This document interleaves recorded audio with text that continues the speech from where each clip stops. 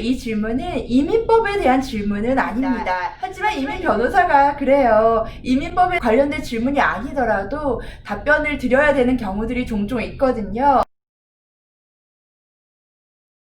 신부들이 라스네임을 바꾸는 것이 더 이상 미국의 절대적인 문화는 아닌 것 같습니다.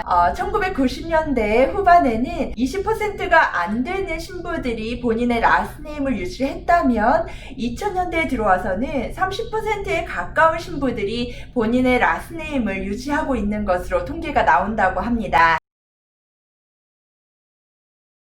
라스네임을 실질적으로 바꿨을 때 장점이 뭐냐라고 질문을 하신다면, 만약에 본인이 살고 있는 커뮤니티가 이러한 문제에 대해서 굉장히 보수적인 자세를 가지고 있어서 당연히 결혼을 하면 여성이 라스네임을 바꿔야 된다라고 생각을 한다면, 라스네임을 바꾸지 않은 상태로 있는 경우 이제 이 가정이 재혼 가정이거나 아니면 이혼 가정이라고 생각을 하는 경우들이 있는 것 같아요. 이러한 오해들이 당사자들에게는 크게 와닿지 않지만, 만약 자녀가 어려서 이런 부분에 대해서 적절하게 설명을 하지 못하는 나이라면 심리적으로 어려움을 겪는 경우들이 있다고 합니다. 성이 다른 어머니가 시민권자인 자녀와 해외여행을 하거나 외진 곳에서 여행을 한다 라고 했을 때 경찰관이나 이민관이 그 아이가 자신의 아이임을 증명하라고 요구하는 경우들이 가끔 있다고 해요. 라스네임이 다르면 그런 경우들을 대비해서 출생증명서를 가지고 다녀야 되는데,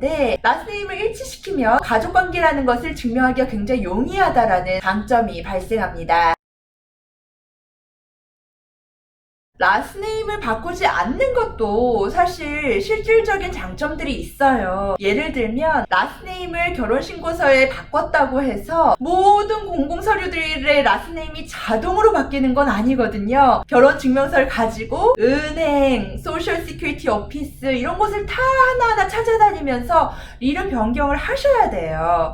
그렇기 때문에 만약 이름 변경을 하지 않는다?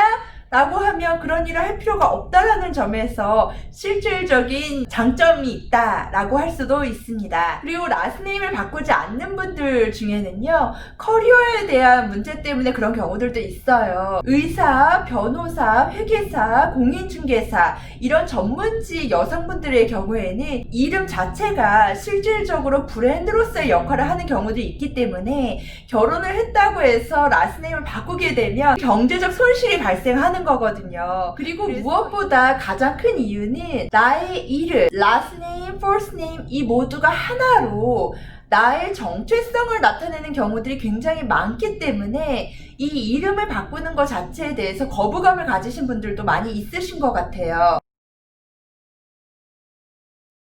그리고 이름을 바꾸지 않더라도 여러 가지 옵션들이 있거든요. 라스네임을 바꾸지 않더라도 여권과 결혼증명서를 가지고 여권을 발급할 수 있는 대사관이라든지 영사관 이런 기관을 찾아가면 여권에 성 옆에다가 괄호 열고 와이프 오브 누구 이런 식으로 해서 그 결혼한 관계라는 거, 그리고 결혼한 사람의 성씨가 뭐고 그래서 아이 성씨랑 일치한다라는 거, 이런 거를 증명할 수 있도록 여권을 수정을 해주거든요. 혹은 자신의 라스네임하고 신랑의 라스네임을 붙여서 하이픈으로 연결해서 라스네임을 바꾸시는 것도 옵션이 될 수가 있어요. 그러면 본인의 라스네임을 유지하면서 신랑의 라스네임도 이름에 같이 딸려오기 때문에 이러한 점에서 가족이라는 걸 보여주면서 동시에 나의 정체성도 지킬 수 있다라는 장점이 될 수 있습니다. 많은 분들이 모르시지만 사실 신랑도 신부의 라스네임을 따라서 라스네임을 변경할 수 있거든요. 무조건 여자만 바꿔야 되는 건 아니에요. 남자분들도 마음의 결심을 하신다면 바꾸실 수 있습니다. 만약 라스네임을 바꿔야 될지 바꾸지 말아야 될지 모르겠다 라고 하면 기다리셔도 상관없어요. 나중에 시민권 신청을 하실 수가 있는데, 시민권 신청할 때 이름 변경을 한 번 더 할 수 있거든요. 이때 라스네임도 바꿔도 되고 이때는 퍼스트네임도 바꾸실 수가 있어요.